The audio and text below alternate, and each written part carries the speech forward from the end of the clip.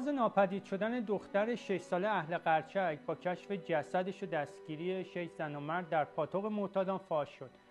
ماجرا از این قراره که حوالی ساعت 14 روز جمعه مردی با مراجعه به مامورای پلیس قرچک مدعی میشه که دختر 6 سالش برای خرید تخم مرغ از خونه بیرون رفته بود اما دیگه برنگشت. با طولانی شدن غیبتش اطراف محل خونه‌شون گشتن اما هیچ اثری از دخترش پیدا نکردن. به همین خاطر تصمیم گرفتن که شکایتی مطرح کنن. بعد از این شکایت مامورا تحقیقاتشون رو آغاز کردن تا اینکه حوالی ساعت 2 بامداد روز جمعه، یعنی یه روز بعد، جسد این دختر در حوالی محلی که رفته بود تخم مرغ بخره پیدا شد که به قتل رسیده بود. بعد علنگو و دستبندش هم سرقت شده بود. همین موضوع این احتمال رو مطرح کرد که این دختر قربانی سرقت شده.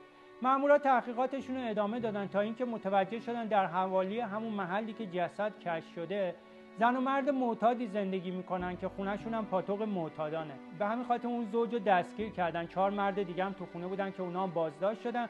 تحقیقات از این مظنونا ادامه پیدا کرد تا اینکه بالاخره اعتراف کردن که روز حادثه با دیدن این دختر تحت تاثیر مصرف مواد مخدر تصمیم گرفتن که اونو به قتل برسونن، طلاهاشو سرقت کنن. به همین خاطر دختر رو به قتل رسوندن. بعدم شبونه جسدش رو در همون محل رها کردن که از سوی پلیس خیلی زود دستگیر شدن. پلیس بارها هشدار داده، گفته که مخصوصا در ایام تابستون که مدارس تعطیلن و بچه‌ها بیشتر بیرون از خونه هستن، از همراه داشتن زیورآلات توسط بچه‌ها خودداری کنید، چرا؟ چون همین باعث میشه که در دام مجرما گرفتار بشن و مثل این پرونده جونشون رو از دست بدن. شب و روزتون بدون حادثه. خدا نگهدار.